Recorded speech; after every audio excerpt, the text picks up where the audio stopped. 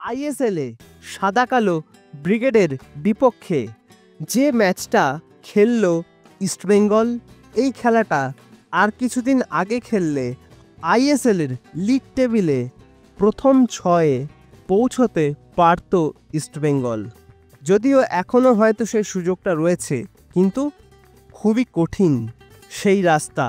আর কয়েকটা ম্যাচ আগে যদি তারা জয়ের ছন্দে ফিরতে পারত, তাহলে কিন্তু লিগ টেবিলে আরও ভালো পজিশনে নিজেদেরকে অবশ্যই নিয়ে যেতে পারত ইস্টবেঙ্গল। আর তবুও সমর্থকদের যে সমর্থন প্রত্যেকটা ম্যাচে দেখা যাচ্ছে, সেটা কিন্তু সত্যি অতুলনীয়। আর শেষ 4টে ম্যাচে, যে 4টে ম্যাচ এখনও বাকি রয়েছে ইস্টবেঙ্গলের, সেই 4টে ম্যাচে যদি তারা জয় তুলে আনতে পারে, সেটাই কিন্তু হবে এই মুহূর্তে সমস্ত ইস্টবেঙ্গল সমর্থকদের কাছে শ্রেষ্ঠ উপহার। এই ম্যাচে আমরা কিন্তু দেখেছি দুটো দলই যথেষ্ট আক্রমণাত্মক ফুটবল খেলছিল এবং শেষ পর্যন্ত আমরা দেখলাম বহুদিন পর আবারও একটা জয় পেল ইস্টবেঙ্গল। নাওরেম মাহেশ, ডেভিড এবং সাউল ক্রেসপোর করা গোলে জয় পায় ইস্টবেঙ্গল। যদিও ডিফেন্সে আনোয়ার আলী না থাকলে এই ম্যাচের ফলাফল কিন্তু অন্যরকম হলেও হতে পারত। এই ম্যাচে মিডফিল্ডে ইস্টবেঙ্গল প্লেয়াররা প্রচুর স্পেস পাচ্ছিল, আর সেই স্পেসটাকে কাজে লাগিয়েই কিন্তু মাঝমাঠ থেকে একের পর এক আক্রমণ তারা কিন্তু গড়ে তুলছিল এবং সেখান থেকেই গোলগুলো কনভার্ট করার চেষ্টা করছিল এবং সেখান থেকেই তারা কিন্তু গোলগুলোকে কনভার্ট করেছে। তবে এই ম্যাচে কিন্তু রাফায়েল এরিক মেসি বাউলি, তার পারফরমেন্স যথেষ্টই ভালো ছিল। তিনি কিন্তু প্রচুর সুযোগ তৈরি করছিলেন গোল করার, এবং তিনি নিজেও কিন্তু একটা সুযোগ পেয়েছিলেন গোল করে দলকে এগিয়ে দেওয়ার, যদিও সেগুলো একটাও কনভার্ট হয়নি। কারণ দিমিত্রিয়স ডিয়ামান্টাকস, এই প্লেয়ারটা গত বছর গোল্ডেন বুট জিতেছিল, গত বছর টপ গোল স্কোরার ছিল আই থিঙ্ক আইএসএলে।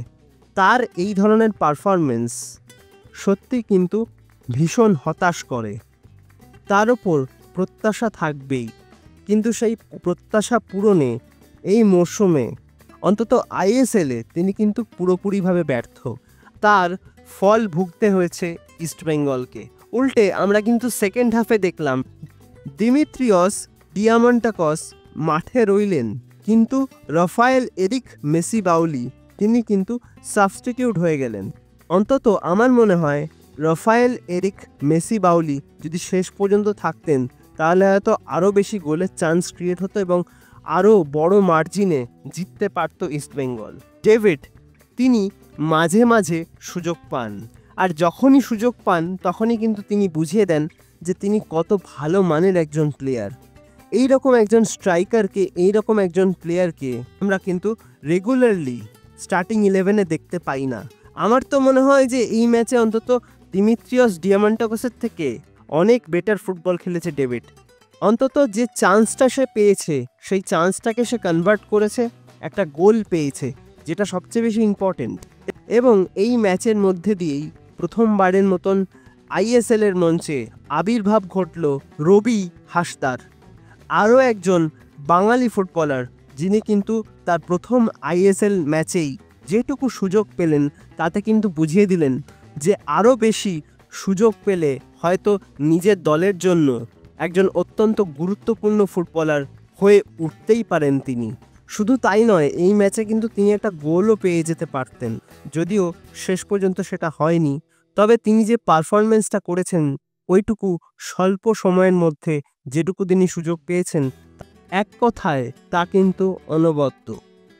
এই ম্যাচে সাউল ক্রেসপো, তিনিও কিন্তু গোল পেয়েছেন, কিন্তু এই ম্যাচের জন্য কি তিনি সম্পূর্ণভাবে ফিট ছিলেন? সেটা কিন্তু আমার অন্তত মনে হয়নি তার খেলা দেখে, যেটুকু সময় তিনি খেলেছেন। তবে সবচেয়ে গুরুত্বপূর্ণ বিষয়, একটা কার্যকরী গোল কিন্তু তিনি পেয়ে গিয়েছেন, যেটা ইস্টবেঙ্গলকে এই ম্যাচ থেকে 3 পয়েন্ট তুলে আনতে সাহায্য করেছে। মরশুমের শুরুতে যেভাবে ইস্টবেঙ্গল দল গঠন করতে শুরু করেছিল বা দল গঠন করেছিল, সেক্ষেত্রে কিন্তু তাদের থেকে এই মরশুমে অন্তত একটা ভালো পারফরমেন্স আশা করেছিল সমস্ত সমর্থক। আর সেখানে কিন্তু মূল বাধা হয়ে দাঁড়ালো টিমের অত্যন্ত গুরুত্বপূর্ণ সময়ে এমন কিছু প্লেয়ার ইনজুরিতে পড়লেন যারা কিন্তু এই দলটার জন্য খুবই গুরুত্বপূর্ণ। আর সেখানেই কিন্তু খানিকটা হলেও ছন্দটা হারিয়ে ফেলেছিল ইস্টবেঙ্গল। আর আইএসএলের একদম প্রথম দিকে বেশ কয়েকটা গুরুত্বপূর্ণ ম্যাচে পয়েন্ট লস করেছিল ইস্টবেঙ্গল। আর সেই পয়েন্ট লসটাই কিন্তু এই শেষের দিকে এসে আইএসএলের ভীষণই গুরুত্বপূর্ণ হয়ে গেল। ওই সময় যদি কয়েকটা জয় পেতে পারতো ইস্টবেঙ্গল, সেক্ষেত্রে কিন্তু অন্তত আইএসএলের লিগ টেবিলে প্রথম 6-এর মধ্যে থাকতেই পারত ইস্টবেঙ্গল।